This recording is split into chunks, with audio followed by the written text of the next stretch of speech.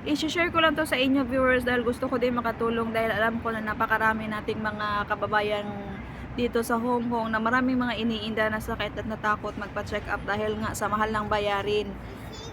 Yung kung tinatanong nyo kung magkano ba yung mahal na sinasabi ko kasi nasa range around 400 to 700 yung check up. Pero nakadepende naman yun sa clinic na pupuntahan nyo. Syempre pag super private yung clinic, edi mahal din yung charge nila. Pero alam niyo ba kung saan kayo magpa-check up na talagang 50 lang, 50 Hong Kong dollar lang talaga yung bayad ng check up.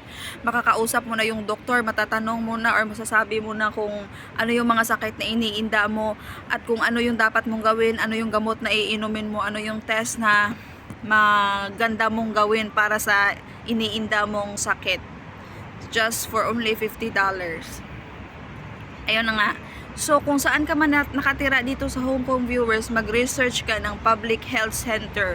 So, alam niyo ba sa mga lugar dito sa Hong Kong viewers, meron kasi silang mga public health center. Kagaya sa amin, example na lang, kagaya dito sa amin sa Yunlong. Sa Yunlong, merong 4 na health center. So, para siyang mga, para siyang, ano sa atin? Yung health center siya na pwede ka dyan magpa-check up for outpatient, yung mga patient na hindi kailangan i-admit. So yung mga, of course, yung mga kailangan talagang severe na kailangan i-admission, dun yun sa hospital. Pero yung mga hindi severe, pwede kayo magpa-check up sa mga health center kung sa lugar nyo. So kung saan ka man sa Hong Kong, pwede mong i-search dyan sa Google yung mga public health center sa lugar ninyo. At alam niyo ba kung magkano lang yung ano dyan is 50 Hong Kong dollar lang yung bayad sa pagpapacheck up.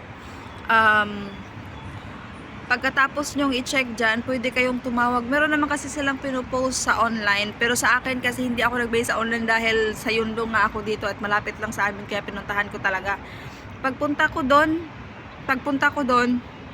yun na nga, hindi ka pala agad-agad makapa-check up kasi kailangan ng booking. So, ang gagawin mo viewers is mag-booking ka, tatawag ka doon sa numero na pwede naman magamit.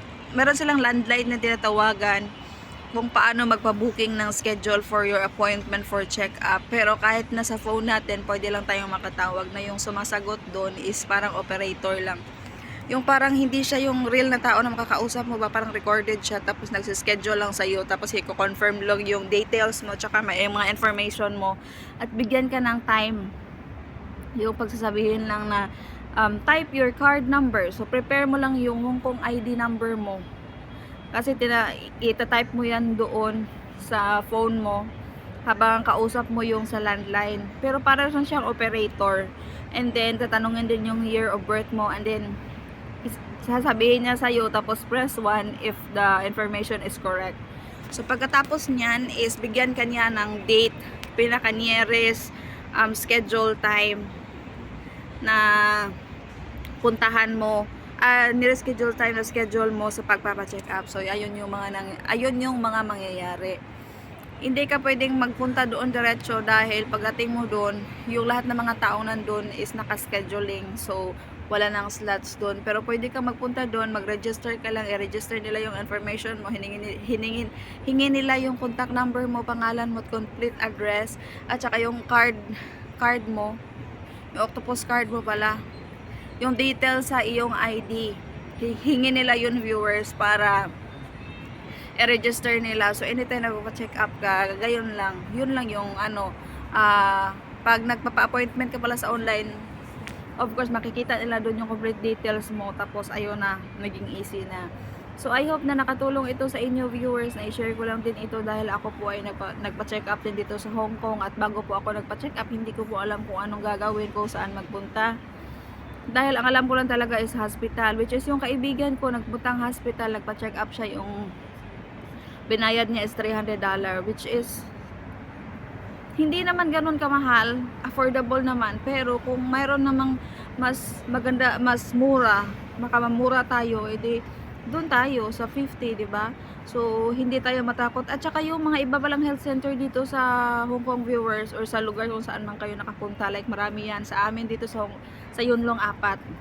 So yung dalawa dyan, Ay, sa amin dito sa Yunlong, 4 pala. So, yung 3 close ng Sunday. Merong isa na open ng Sunday. So, yun yung pinuntahan ko kaso lang kailangan pala ng booking. So, malamang, the same din yung sitwasyon. Pag dito sa Hong Kong, may mga place din na open pag Sunday at pwede kayong makapagpunta at magpa-check up kung wala kayong time during weekdays dahil may mga trabaho nga. So, I hope this video makatulong sa inyo viewers. So, may iniinda kayo, huwag kayong alinlangan na magpa-check up talaga dahil health is wealth. So, God bless us all. Thank you for watching.